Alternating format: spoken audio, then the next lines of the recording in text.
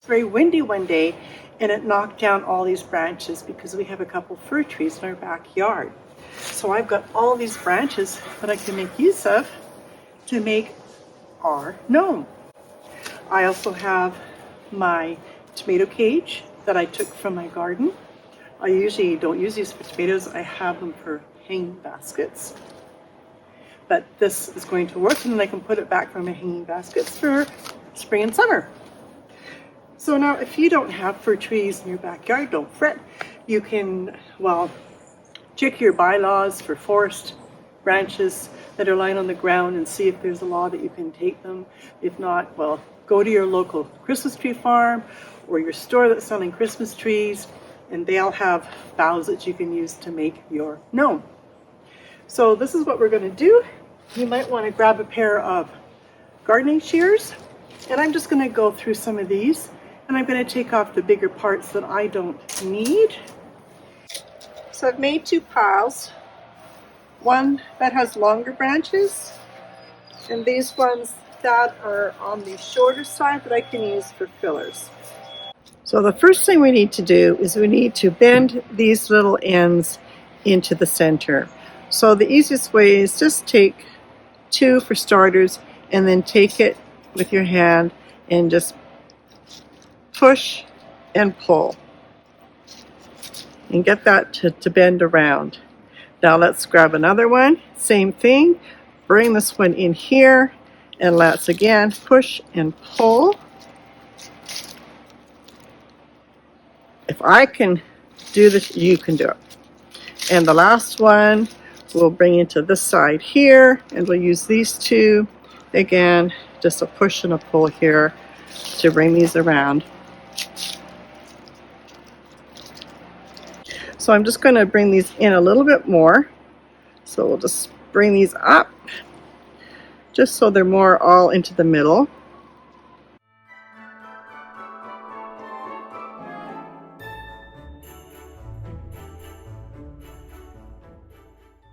So now let's put on our branches. Here's a really nice, really long branch. So for this one, I'm going to bring it right up to the top, and I'm going to hook it right over this guy here with the V of the branch here. Hook it right in like that. And then I'm just going to come down in here and find an area to bring it more to the cage. And we'll find out where that's best done. So probably right about here, just to bring it in there. And then we'll use the wire of the cage here, and we'll just suck that into the cage there. All right. I think you kind of got the idea. I'm just going to keep going and filling them in. Shorter branches down here. We've got a long one start from the top, and then eventually we'll use the little branches to fill it all in.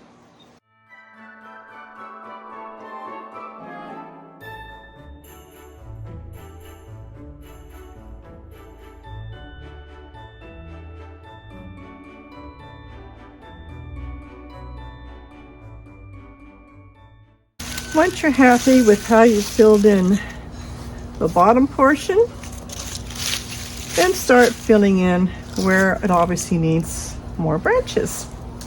So right in here, and then look for branches that will hide all those other branches, like right there, and find out where it looks good. Find a place you can secure it.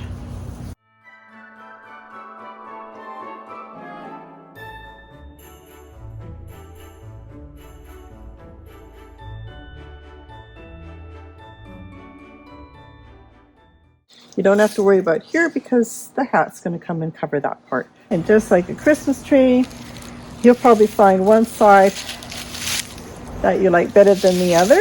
And once you're happy, when you've got one side that you really like, then you are finished and we're ready to build our hat and trim up the bottom.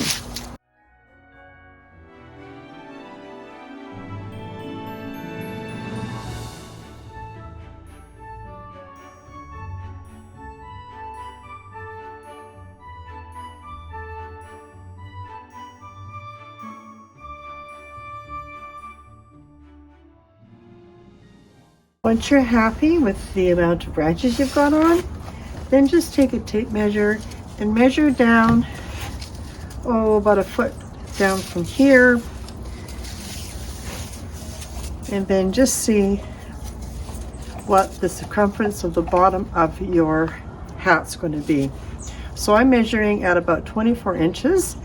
I found this red flannel with snowflakes on it with the lines in it on sale. So I thought that would be perfect for his hat. Just a note on the amount of fabric to buy. Now for me, because my pattern is running this way, that's why I chose to get the 2 meters, because I'm going to cut my hat this way. But if you were going to cut your hat this way, you would have had lots of length and you would have only had to cut maybe like a third of a meter. I'm now going to put these right sides together. So right now I'm just going to square up my end and cut off my selvage.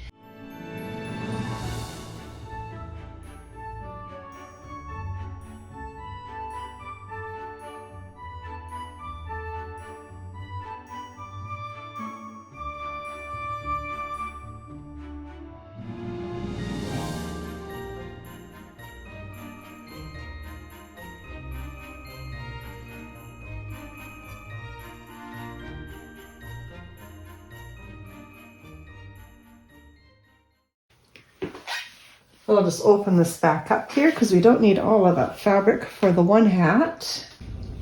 So remember, I measured around the top of our form, and that measured 24 inches around.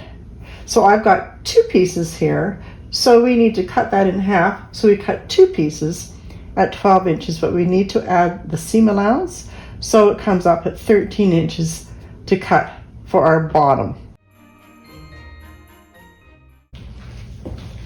I've just folded up my fabric here so I can see my marking on my cutting board, because I decided that I'm going to make his hat nice and long, let's say about 30 inches, but we're going to add 1 inch for our seam allowance. Well, I don't know what happened, but I've just lost a bunch of my footage. I must have hit slow-mo or something on my camera, but I had to delete footage. So I'm drawing you a pattern of what I did, and hopefully this will make sense to you. So just pretend this is 2 pieces of fabric. Our bottom length for our hat is 13 inches. I measured up 31 inches for the length of my hat. And then what I did was I measured in from my edge of my fabric, and I measured in to 5.5 inches.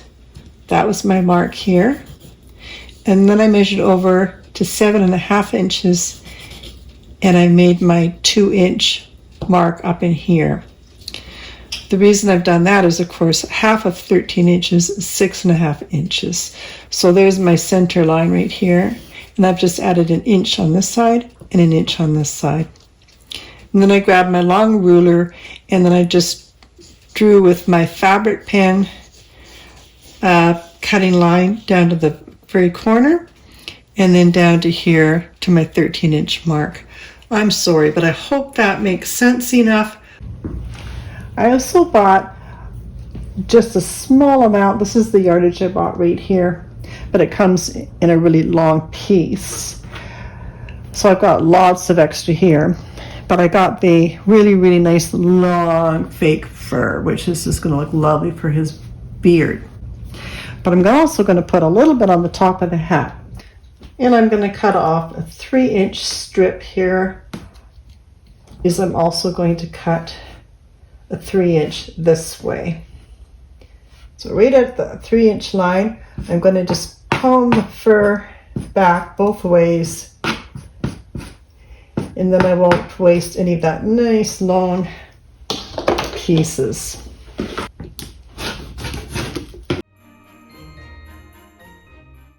Then I'm going to try to just brush all this fake fur all into the middle if I can. The more the better, and just scrunch it up into the very middle, like so.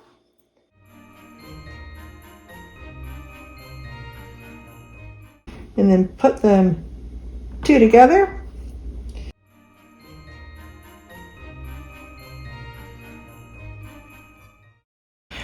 So when we're going to sew around, we're going to just round our corners here a little bit more than going into an exact square. And then up in here, we'll leave a large inch for turning.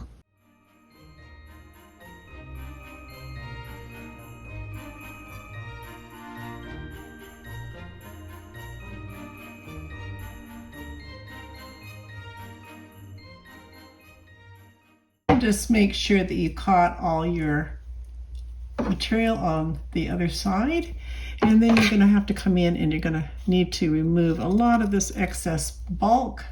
So just to clean up all this, especially on your corners, you can cut right across on that corner. Just don't cut into your stitch line. So I'm going to use this big tube, find my opening, poke that through, and then I'm going to come in with my stick and I'm going to find that opening and I'm going to poke it in like that, and then I'm going to start working it up the stick. I'm trying to do this while looking in the camera. So you're just working it all the way up, pushing these two together and just working this up like that till you see the inside, or the outside actually, like so.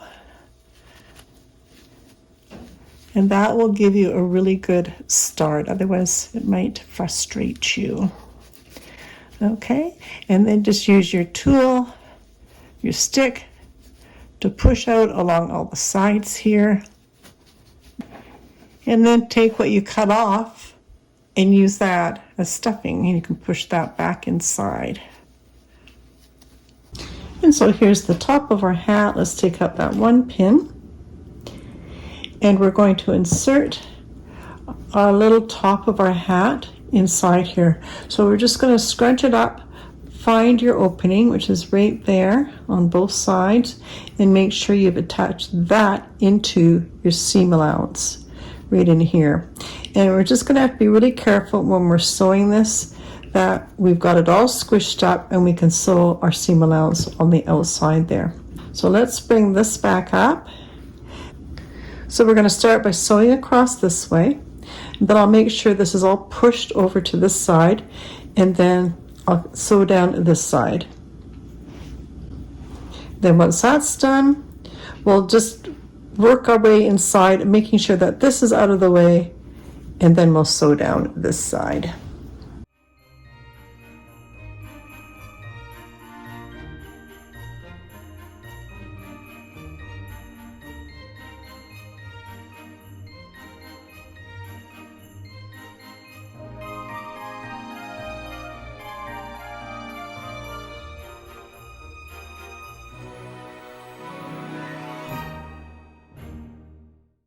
Now you're going to just try to scrunch up that little top of the hat in there as much as you can, and then once you've got it squished to the other side, then just secure it with some pins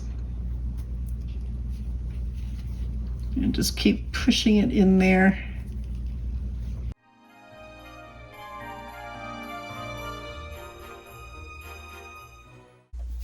I'm just going to take this off for ease of sewing.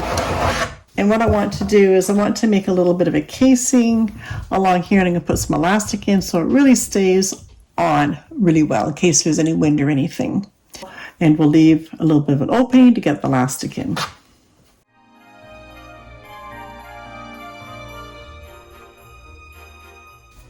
And while you're here, before turning, just clip close to those corners. Don't clip into the sewing, but just enough so you can get that turned around.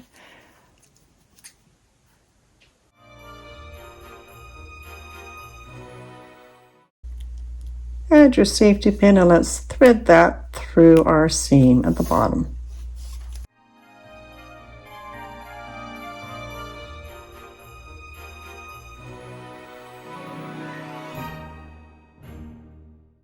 And then once you're coming out the other end, just hold on to this end so you don't lose it, and then just reach up and give that a tug and pull it through.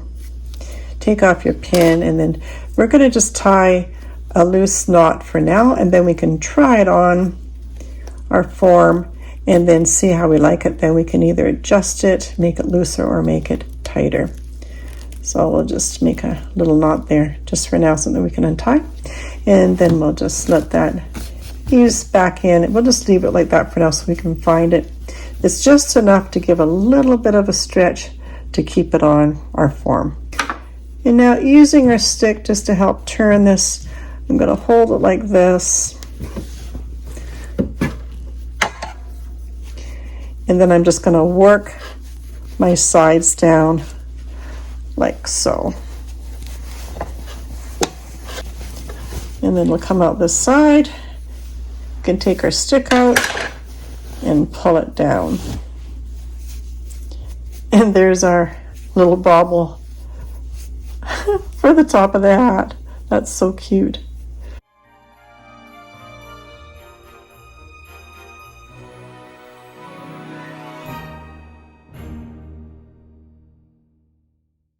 An easy way to make a mitt pattern is to draw around your hand.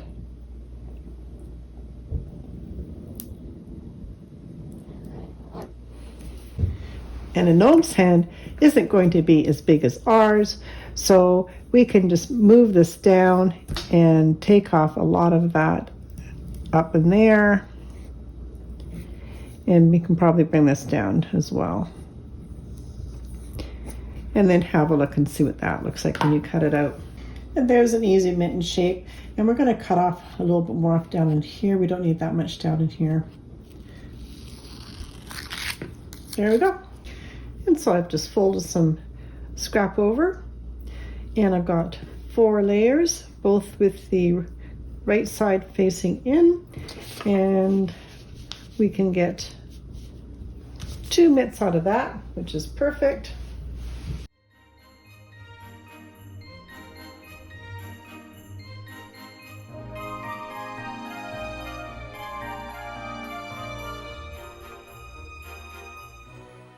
There, we've cut out 2 gloves, and we'll just sew around and leave this section open.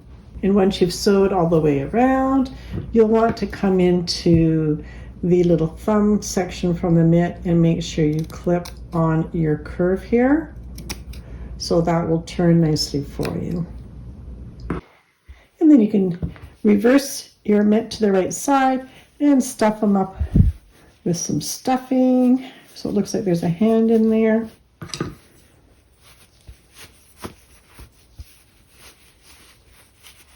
Okay, I'm laughing at my mitt. He looks a little funny.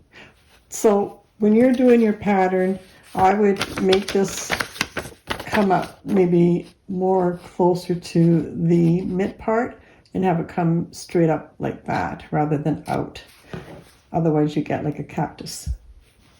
It's good enough. And to finish it up, I'm just going to tuck in those edges like so. And then I'm going to grab a pipe cleaner. So we use this to tie it on with. I'm going to poke that in there and let it come out the sides here.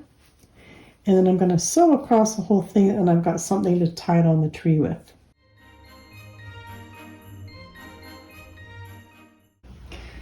I'm going to very loosely just put a little bit of stuffing inside the hat, just so I can mold it a little bit more when I've got it on the head.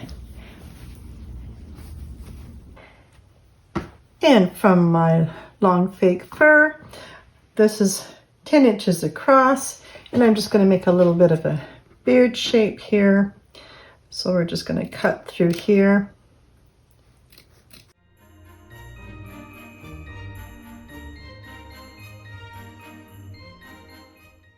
Poke a little hole in the back side here, and then I can grab my pipe cleaner, good old pipe cleaners, and we can poke it through there, and then we can adhere it to our greenery outside.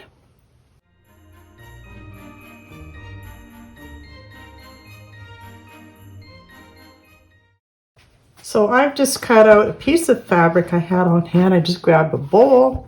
This happens to be 7 inches across.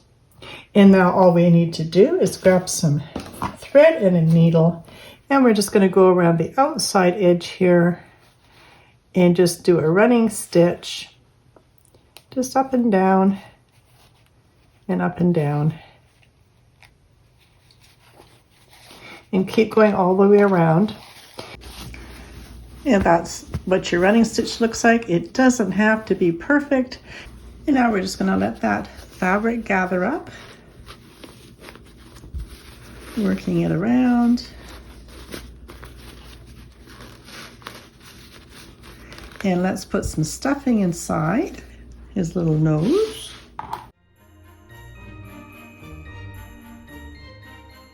Let's pull up the rest of this. And you just pull it up for the size of nose that you want.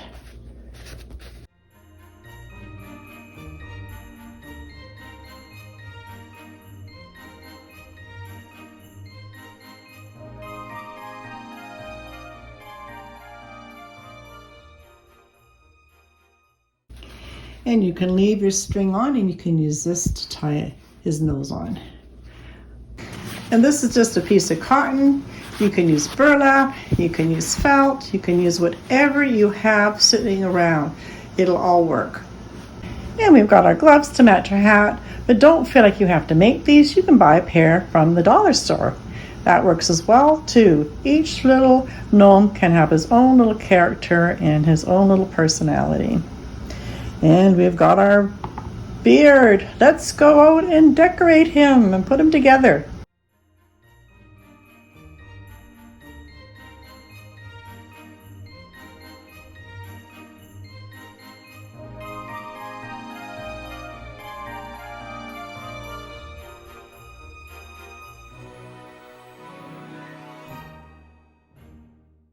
So we're going to just lift up his little hat a little bit so I can get in here with the string I've got. And once we put the beard on, then we'll be able to just position that nose even better. And your beard needs to come right up over that nose. Oh my gosh, he's so cute. So I'm just going to pull it right up, and then I'll position these where I think it will hold them in place. These pipe cleaners work really well. They're easy to work with and they bend nicely. So once you got him on, then you can just bring down your little hat a little more. And let's give him his gloves.